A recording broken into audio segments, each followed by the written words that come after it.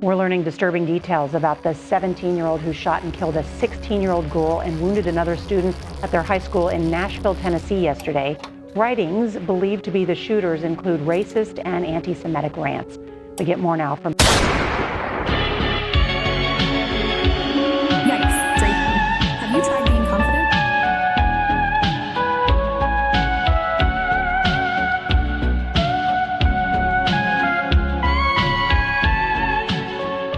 Yikes, Dre, you're putting in another disclaimer?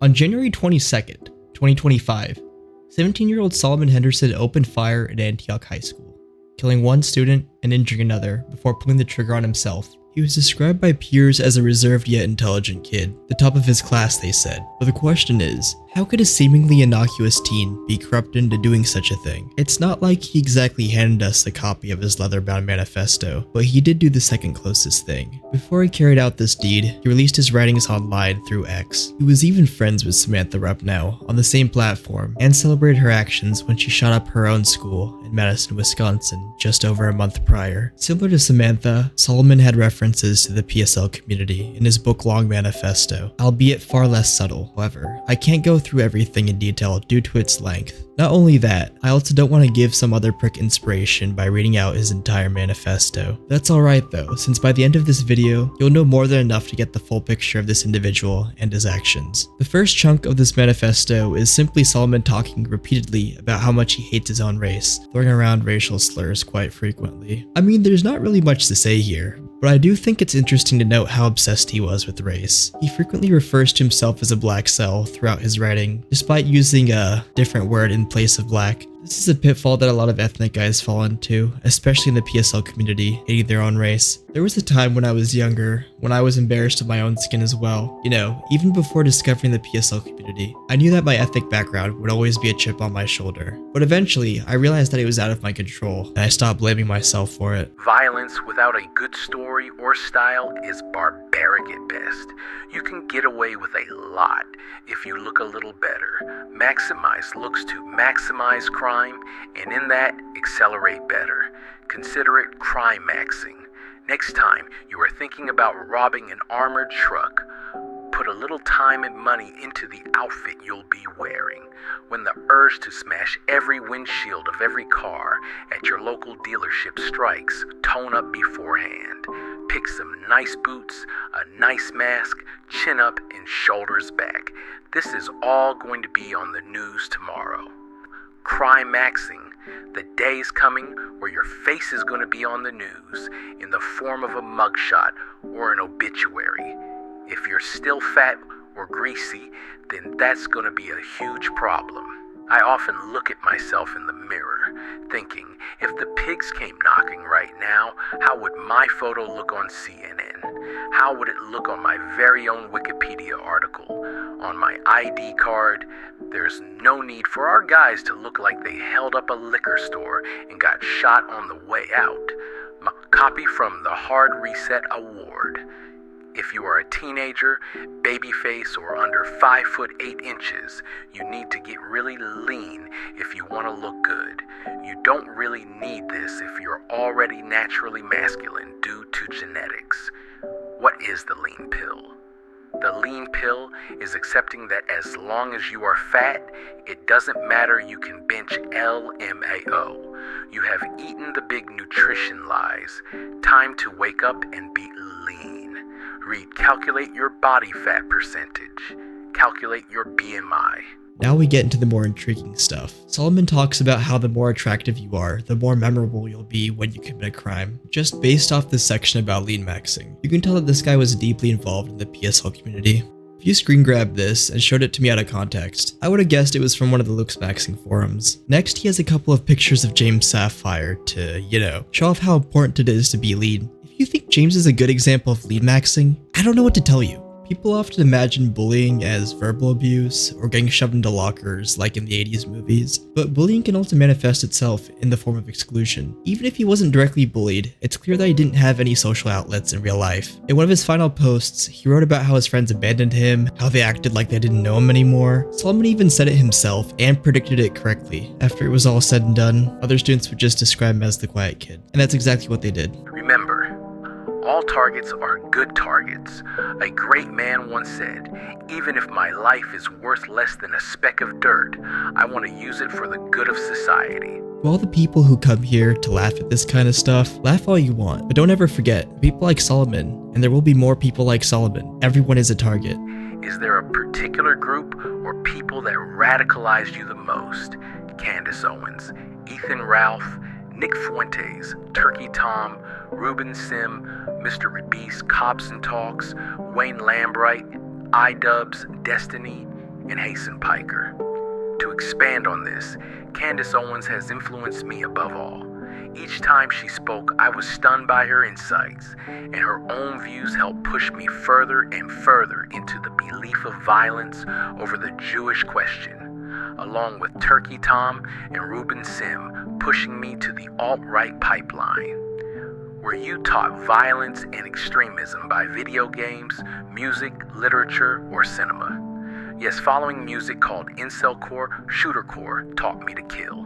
Kanye West and playing games like CSGO, Manhunt, Cry of Fear, Postal, Doom, Skylanders, Mega Chud, TNO, HO14, more me a middle school shooter, have mentally prepared me for murder. And here's the money shot, where all those memes originated from. The roster like Turkey Tom, Mr. Beast, Destiny, fucking Skylanders on here. Like, what do you even say to this? You know, around 14 years ago, right after the Sandy Hook shooting, there's yet another wave of paranoia about video games causing violence. I certainly don't see that type of rhetoric as much nowadays, but man, was it prevalent over a decade ago. While my parents rode the bandwagon on the dangers of Call of Duty and more other violent games, they also were hesitant to buy me Skylanders. Yes, Skylanders, in fear that it would turn me into a violent psychopath. For years to come, I always joked with my friends about how my parents thought that Skylanders would turn me into a killer, but I never thought I'd see the day some moron would actually put Skylanders in their fucking manifesto. He then specifically calls out a site called Soy Jack Party, and to save you the time, cries about its moderation team. After doing some research, the site turns out to be a message board of sorts. I know some of you guys are gonna be like, oh, but Dre, everyone knows that site, even my uncle's dog. Okay, maybe your uncle's dog should be put on a watch list or something. I don't know. But the point is, I really couldn't give any less of a fuck about the specifics of the site. Anyways, back to the main topic. He then complains that the site went downhill since its members decided to, quote, waste time on things such as a job or a hobby. I mean, you can't make this shit up, guys.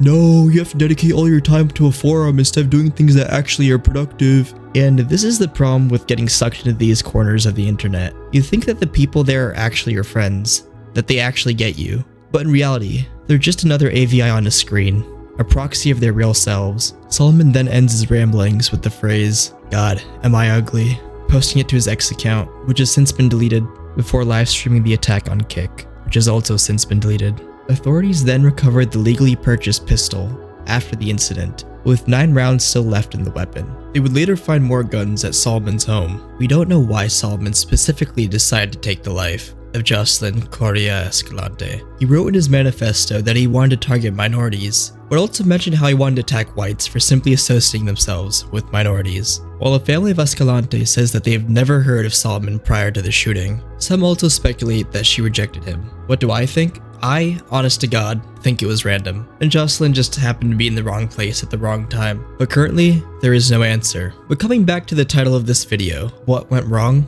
Well, many people in the Lookism community often take it to heart when they look in the mirror and realize that they're stuck looking the way they are. This community is a double-edged sword at times. To many, it's a sigh of relief, understanding that your position in life is a direct result of circumstances outside of your control. But to Solomon, he believed that his ethnicity and his face were the reason he was alone, and he couldn't cope any longer. Social isolation he was relegated to, combined with the radicalization of the internet, caused him to have a warped view on life, which ultimately led him to do what he did. To anyone who may be watching this and is plotting something similar, typing up a manifesto, loading their gun, I'm telling you, it's not worth it. You'll only get made fun of after your death, and the world will keep spinning without you in it. You don't gain anything from this, you aren't furthering any movement, and you aren't making the mark in history that you think you are. I'm pretty pessimistic in my videos, sure, but I do believe that you should make the most of your life, and that life is worth living. You have to at least try using what you have to make a metaphorical ladder and ascend to the best of your ability. Sure, some of us may get a 20-foot Home Depot fiberglass ladder when we start this rigged game called life, while some of us only start with twigs. But you have to at least try to survive and climb as high as you can,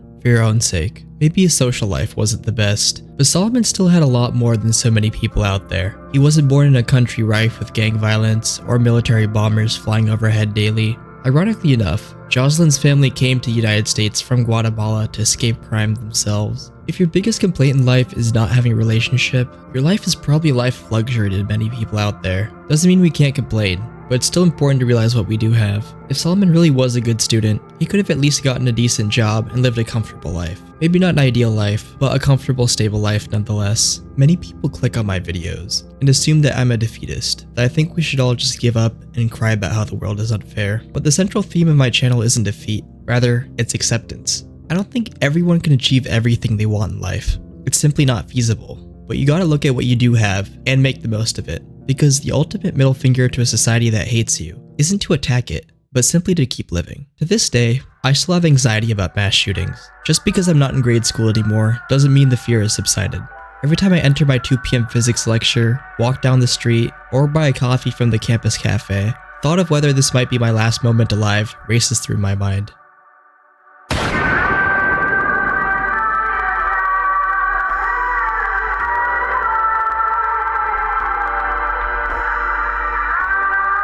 This is a certified PSL classic.